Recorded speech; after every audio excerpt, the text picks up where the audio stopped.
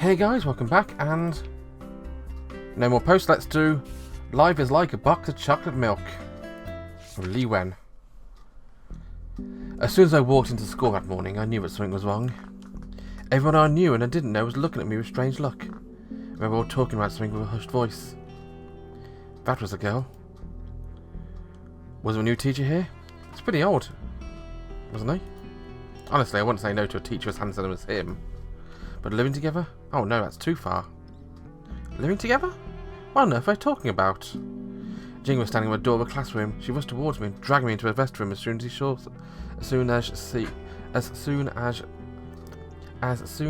she saw me. She pulled out her phone and showed it to me. It was a top poster of school BBS for. I think I was right saying BS for them. Seeing a student Lee Wen from class 1 living together with a hot new art teacher. Also with pictures of me and Mr. Wen, clearly taken from a distance in secret.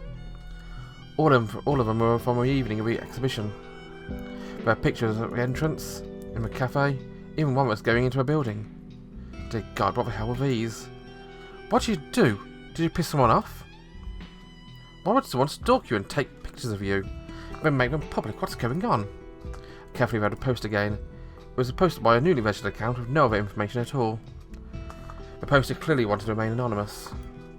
I thought about it as hard as I could for a long time, yet I still had no clue. Honestly, couldn't think of anyone who'd want to be so mad at me to do this. How would I ever explain this whole thing? I ran to the third floor of the office building, hoping to explain myself to Miss Yang. Just as I was about to step into a hallway, two tall boys stopped me, smirking. Miss Lee, we hear you've been living together with your new art teacher. Isn't he even that handsome, is he? What do you think about us, Miss Lee? Would you like to give us a shot? I was figuring out how to get rid of these losers when I saw Mr. Wen come out from one of the offices and pass nearby. He'd obviously noticed me, but he pretended he hadn't. All my strength had suddenly left my body. I was at a loss. I didn't want to stay in school for one more moment. I went back to my classroom, gathered my backpack and ran away from school in plain sight of everyone. There was a 7-Eleven on the way home. My stomach started rumbling when I arrived at the store entrance. I walked in and bought a box of chocolate milk. I also ended up giving him the wrong bill. Then I left the store. I walked to a small alley that led to my building. I felt a sudden spell of dizziness and I blacked out. I fell to the ground. My wallet fell out. The milk box was open and glugging down my throat. In a haze, I saw a dark and thick hand pick up my wallet and throw my empty milk box into an empty nearby trash can. He carried me on his shoulder and kept walking deeper into the alley. My eyes began to slowly close shut. I felt as if I couldn't open them anymore. Oh no, I'm being taken away by a bad man. I'm screwed. When I opened my eyes again, I found myself locked inside a strange room without a window. My school uniform and shirt and underwear were scattered on the floor. Everything was dirty and ruined, including me. Pain was coming from all over my body, reminding me that this wasn't the first time I'd woken up. The door squeaked and opened. A man wearing beach shorts and a tank top walked in. I recognised him. I finally realised that, for some people in this world, there was nothing beneath them. Robbery, kidnapping, even. I tried to back away from him, but my legs were tied to a table and couldn't move, not even an inch. I could only shut my eyes, hoping that I would wish myself into passing out again. Hope someone had noticed me when I was taken. If only I'd left some clues. Someone, please help me. Oh God.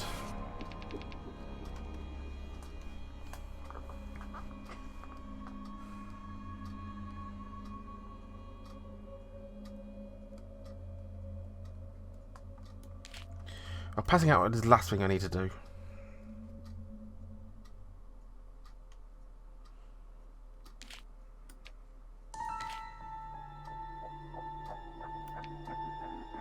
So, what did fall out just after I left the store?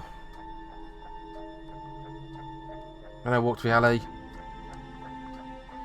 But I'll have a dizzy spell. Let's try that, shall we?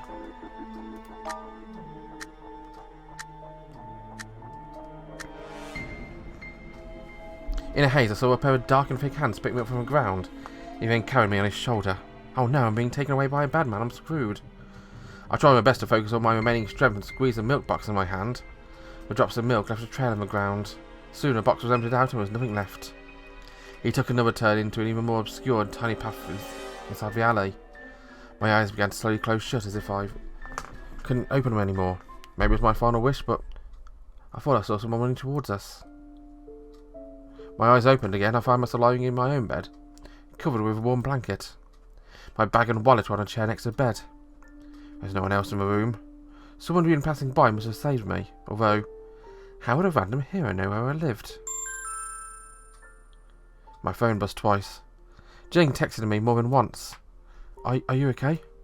I just heard of a school BBS had been hacked. Everything had gone. Feel better, okay? Everything will be ready soon. Jing, thank you. Hackers. The hero who saved me, and Mr. Wen. So many things had happened today. I pulled up blankets to cover my face, and I'd been completely drained. I didn't want to think about anything anymore. So I was right in that. Wallet falling out first. And dizziness last. Probably the best thing to do there. There's obviously some other options. There's another bad ending there, another out endings. I think this is probably the best one. Ooh, we got a new message there. Who do we have? My God! Bachelor's pad, keep out. And troubles in the middle of summer. If only I could do it again. But we are a linked message. Got one with 5 hair, but let's first of all do 1200cc. Port of Busan, near Warehouse 23. About 40 people were there, lying, standing and running. The fishermen were up early for work and gathered around when they realised that something big had happened. The reporters had heard some tips were huddling with them, hoping to catch any newsworthy material that could make a career. But only 2 people who knew what happened had already left the scene. The ambulance was travelling as fast as it could, whilst trying to remain steady. Lieutenant Kang was lying on the seat opposite me. He was still unconscious. The medic said that he was basically asleep. Then there was no need to worry. I wasn't surprised after all. I'd intentionally avoided his critical spots earlier. Maybe after a nap he would feel more relaxed. Tired. I felt so tired. First I had to knock out a mob of gangsters, then I'd been threatened by Choyo Han. Then I had to fight with Lieutenant. Hadn't slept the whole night.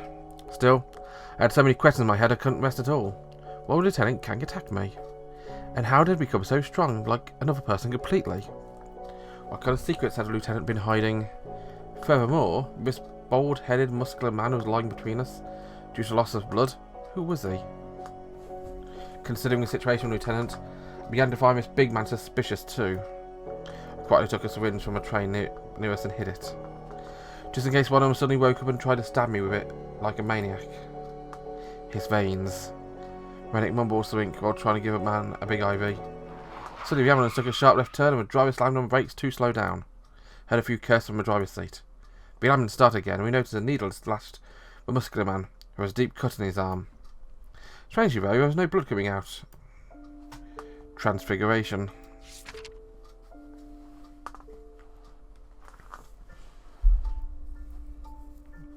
Jamie could have the outfit, put in standard shoes to 8.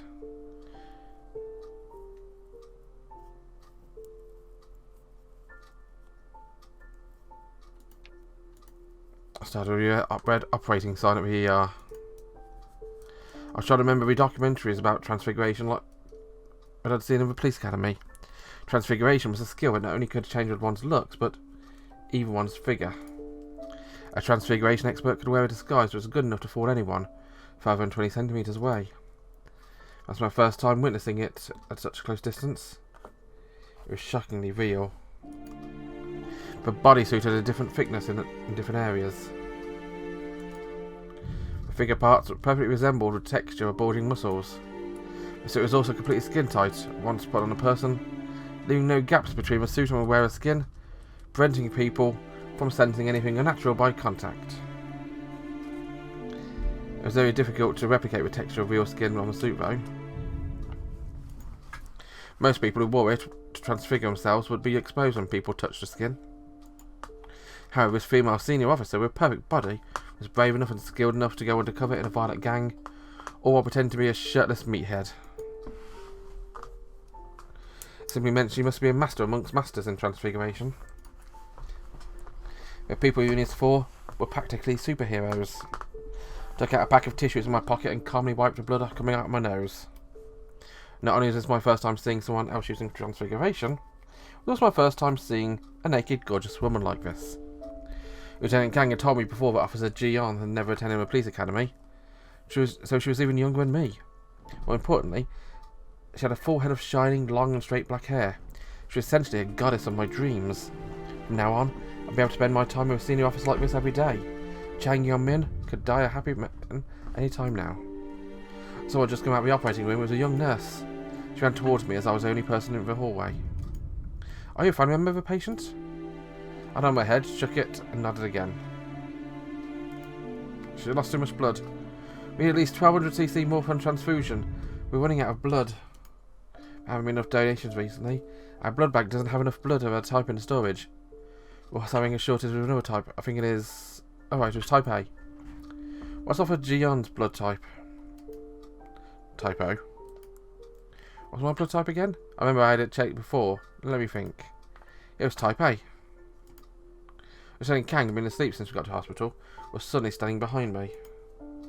Mine is... type B. The nurse looked sympathetic. I'm sorry, but neither your blood types is a match. I have to go call another hospital. Hope it's not too late. A few minutes after she'd hurried away, the sign went off. The doctor slowly pushed open the door to the operating room. Everything seemed to be moving in slow motion, and the door looked like it was as heavy as a mountain. I'm sorry. I held my head in my hands, staring at the floor. I couldn't breathe.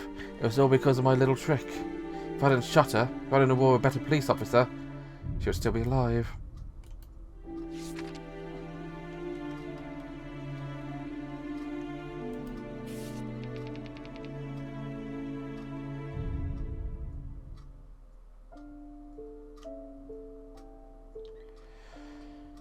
Okay.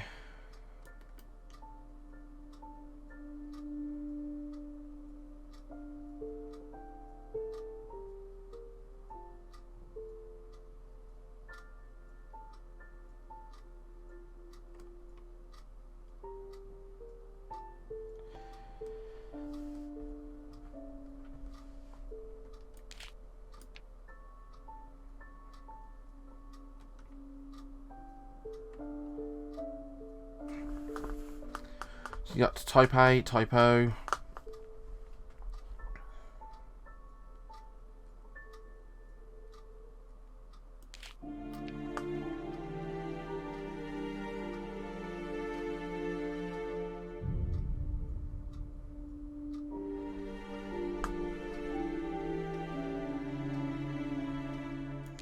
Let's swap those and that.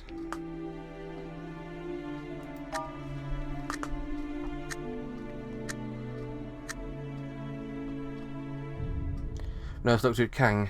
In this case, we're going to take 400cc from you, plus the last 400cc of type O blood in storage. It might be enough. We'll do our best. After she'd drawn my blood, Kang and I both sat on a long bench. The air was filled with anxiety. All we could do was wait. An hour later, a sign went off. The doctor walked out, saw us, and rubbed his eyes. The operation was a success, but our patient has lost too much blood and we're not sure when she'll wake up. Worst case scenario, she might fall into a vegetative state. Okay.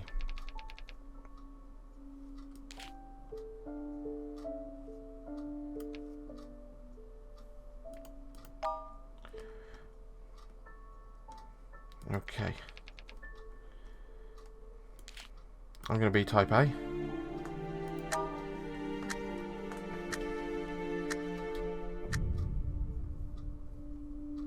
Nurse looked at me. In this case, we can only take 400cc plus last 400cc in storage. It might be enough. What we could do is wait. Now later sign went off. Is it going to be vegetative state again? Yeah.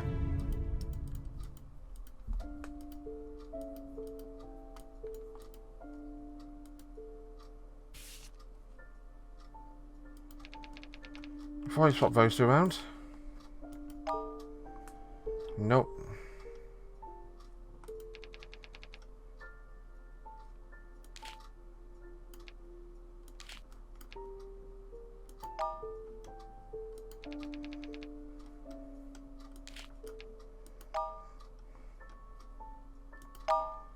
History.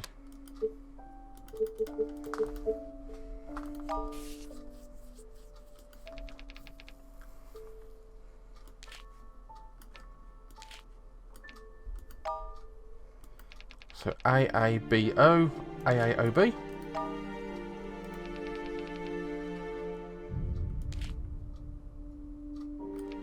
AOBA. ABOB.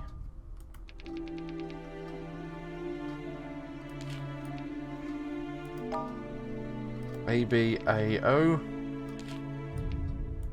AOAB. Okay, so let's try O at the top there. Oh, there we are. Got a new one. OAAB. No, it's looked at me. In this case, we're going to take 400cc from you.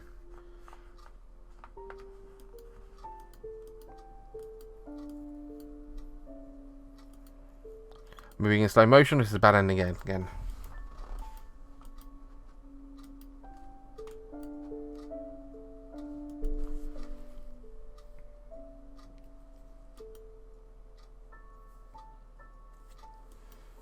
No, too late.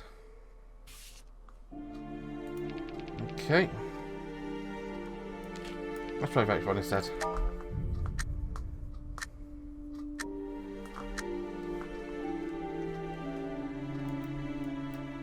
I only take 400cc from you, it isn't enough.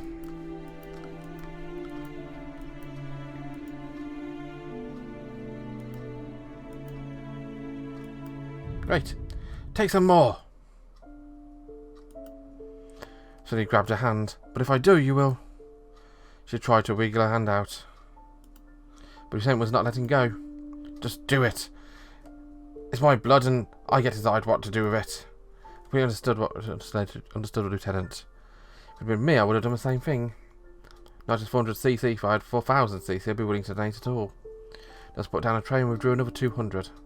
Lieutenant still wanted to keep going, but she wouldn't do it no matter what. But in the end, she ran away like she was trying to escape from us. About an hour later, the sun went off. The doctor walked out to us, rubbed his eyes. The operation was a success. The patient had lost too much blood, and we're not sure when she'll wake up.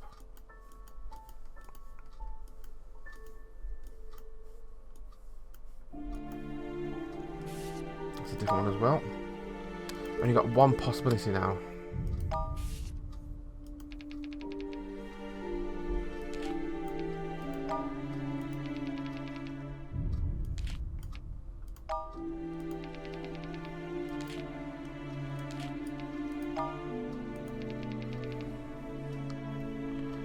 Try BOAA.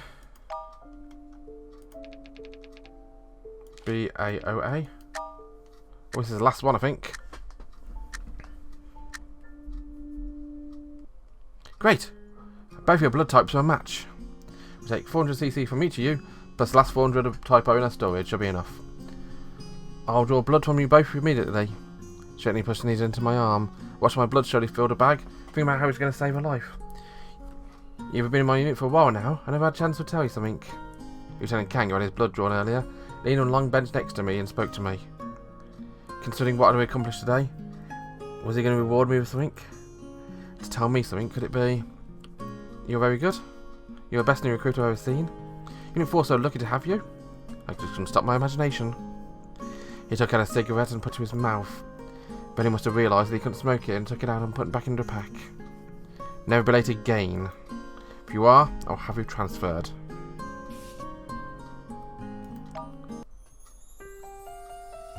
I literally got every single possible one from there. But yeah, thanks for watching, guys. I want to day. Next time I'll do Alicia's one, and we'll potentially see what is going on with Lee Wen and this mysterious person. So until then, thanks for watching, guys. Have a wonderful day, and bye-bye.